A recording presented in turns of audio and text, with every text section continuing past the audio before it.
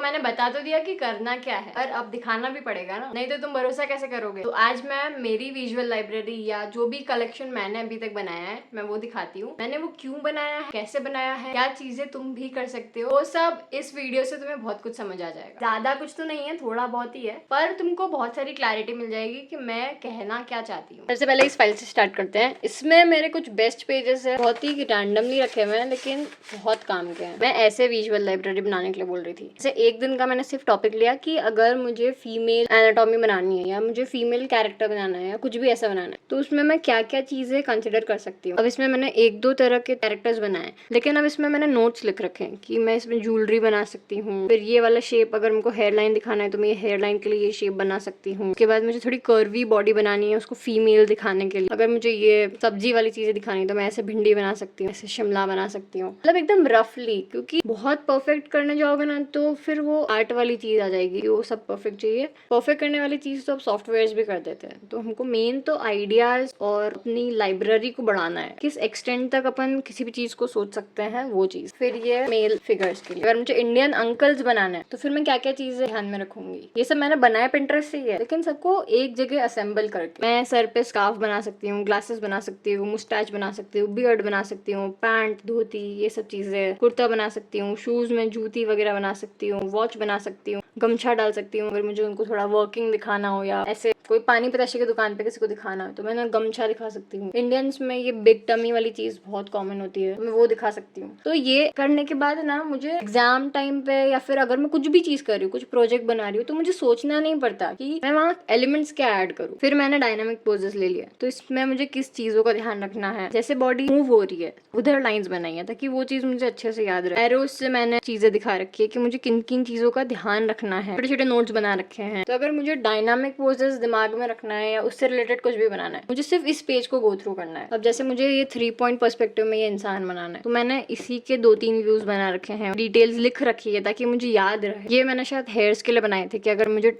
Girls में या कोई लेडी बनानी है उसमें टाइप्स ऑफ हेयर्स चाहिए तो मैं वी शेप वाला बना सकती हूँ हेयर्स, पोनी टेल बना सकती हूँ, शॉर्ट हेयर्स बना सकती हूँ। कुछ गंदे गंदे भी है बट इट हेल्प्स। ये मैंने डेडिकेटेडली वॉकिंग पोजेस के लिए बनाया है कि अगर मुझे किसी भी इंसान को, किसी भी कैरेक्टर को वॉकिंग दिखाना है तो क्या क्या चीजें ध्यान में रखनी है। लाइन फिगर्स भी बनाए हैं, क्या अच्छे बने हैं वो भी ध्यान में रखे हैं और क्या गलत बने हैं वो भी रखे हुए हैं ताकि मुझे ये ध्यान रहे कि मैंने गलत क्या बनाया था। ये कुछ एनिमेशन वाले और वो स्टोरी बोर्डिंग वाली चीजें है। मैंने अधिकतर नोट्स ना पिंटरेस्ट से बनाए लेकिन सबको एक जगह असेंबल करके रखा हुआ है। अगर मुझे किसी भी चीज से रिलेटेड कुछ देखना हो तो मैं यहाँ पर आके देख सकती हूँ ना। मेरे पास मेरे खुद के नोट्स है, मेरी लैंग्वेज में लिखे हुए, डूज एंड डोंट्स भी लिखे हुए हैं, एक्सप्रेशंस लिखे हुए हैं। ये सब चीजें मेरे पास पर्टिकुलर चीजें एक जगह पे इकट्ठी करी हुई है। अगर मुझे ये डायलॉग्स वाली चीज लिखनी है तो मुझे किस किस चीजों का ध्यान रखना है, किस किस टाइप से मैं लिख सकती हूँ, वो सब। मतलब बेसिक पॉइंट यही है कि अगर एक चीज कर रहे हो तो उसको अच्छे से करो ताकि तुमको बाद में वो याद रहे। एक दिन में सारे आइकन्स बनाने बैठी थी तो जो जो भी मुझे ईजी लगे और अच्छे लगे मैंने वो बनाए हैं। एक दिन मैंने ये कलर थियोरी वाली चीज करी है, ये एक्सप्रेशंस वाली चीज मैंने एक ही जगह इकट्ठी करी हुई है कि अगर मुझे ऐसा कुछ अपनी स्टोरी बोर्डिंग या कॉमिक में कुछ ऐड करना है तो मैं इधर से आइडियाज ले सकती हूँ। ये पेज नॉर्मल ट्रीज के लिए है कि अगर मुझे ट्रीज बनानी है तो मैं किस किस तरह की ट्रीज बना सकती हूँ। इधर रूफ्स बनाई है, वॉल्स बनाई है, बुशेस, प्लांट्स, ये वो एनिमेशन और स्टोरी बोर्डिंग वाली और चीज सब इकट्ठी करी हुई है कि अगर बॉल्स बनाई है तो कैसे बनाई है। एक ही चीज को एक ही टाइम पे अच्छे से करते हैं ना तो फिर वो याद रहती है। ये कुछ कैरेक्टर्स वगैरह है, इसमें एक्सप्रेशंस की स्टडी करी थी। अगर इधर एक्सप्रेशंस करे थे तो मैंने नीचे और बना लिए कि मैं इनसे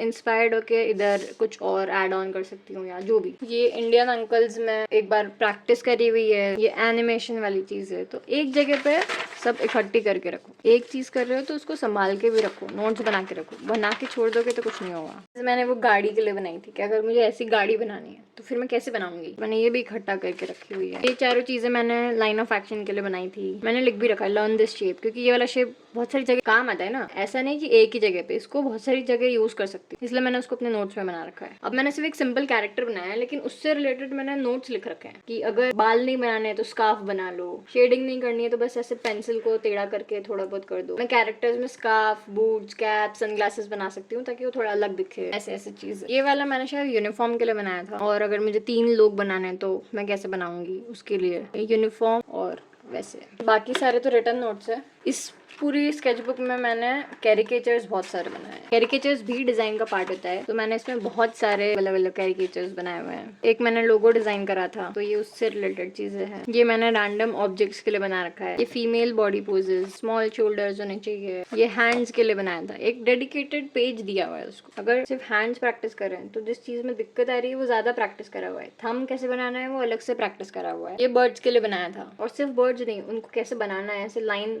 फिगर्स भी बना रखे हैं ताकि मुझे याद रहे कि स्टार्ट कैसे करना है। अगर मैं ये शेप आराम से बना लूंगी तो मैं ये बना पाऊंगी। ये समझ आ ही रहा होगा मैंने क्यों बनाया है। किसी चीज को मैं पुश कर रही हूँ तो मैं कैसे बनाऊंगी। मैंने बहुत सारे फेसेस बनाए हैं। मुझे इसमें ध्यान रहेगा कि अगर मुझे मेल फिगर्स बनाने हैं तो मैं कैसे बनाऊंगी। ये थोड़े यंग टीनेज पीपल्स है, अगर मैं हेयर्स बनाऊंगी तो मैं ऐसे ऐसे बना सकती हूँ। बेसिकली नोट्स बनाए हुए हैं, बहुत सारे नोट्स। ये थोड़ी टाइपोग्राफी के बनाए थे। ये तो लाइव स्केचिंग है, ये रैंडम है, ये मैंने खुद से बनाया था ऐसे ही टाइम पास। ये भी टाइम पास था। ये अगेन एक्सप्रेशन स्टडी। फिर ये थोड़े कैरेक्टर्स बनाए हुए हैं, ये चीज़ बहुत हेल्प करती है।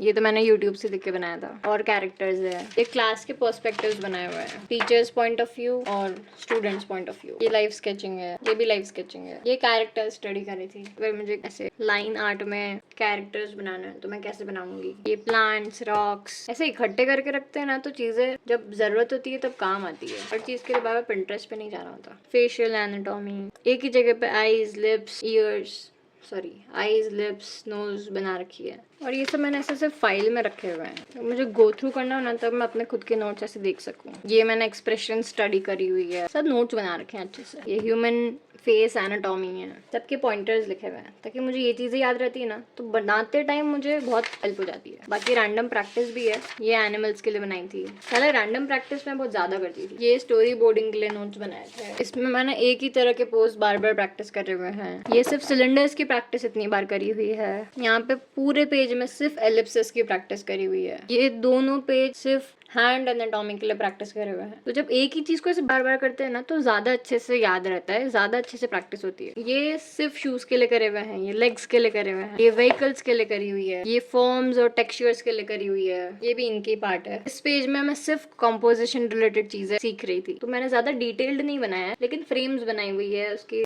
लेआउट्स बनाए हुए हैं। ये वाली चीजें मैंने सिर्फ आइडिया जनरेशन के लिए करी थी, पोस्टर डिजाइन के लिए, कि अगर मुझे पोस्टर्स बनाने हैं तो मैं क्या क्या चीजें ध्यान में रख सकती हूँ। ये रैंडम प्रैक्टिस करे हुए हैं, लेकिन ये सब आइडियाज के लिए करे थे कि अगर मुझे आइडियाज चाहिए तो मैं कैसे करूंगी। एक दिन मैं ह्यूमन फिगर्स प्रैक्टिस करी थी, तो मैंने सिर्फ वही करा उस दिन। ये सब चीजें रैंडमली करी हुई है। तुमको पिंटरेस्ट से बहुत सारी चीजें मिलेगी, क्योंकि मैं पिंटरेस्ट ही चलाती थी ज्यादातर। पर हाँ, पिंटरेस्ट यूज भी कर रहे हो तो एक स्ट्रक्चर्ड तरीके से करो। That was all. थोड़ी बहुत चीजें और करी है, पर वो स्ट्रक्चर्ड नहीं है। अभी मेरे को और करना है, पर मुझे भी आलस आ जाता है। But one thing I can say for sure, ये चीज तुम्हें रैंडम स्केचिंग करने से 10x गुना बेनिफिट देगी। अब अगले एपिसोड्स में मैं डिजाइन थिंकिंग के बारे में और बात करूंगी। वो थोड़े बोरिंग हो सकते हैं, पर वही चीज है जो तुम्हें सबसे ज्यादा अच्छे से करनी चाहिए, क्योंकि विजुअल लाइब्रेरी बना लोगे लेकिन डिजाइन थिंकिंग डेवलप नहीं होगी ना, तो वो भी कोई काम की नहीं है। Bye bye.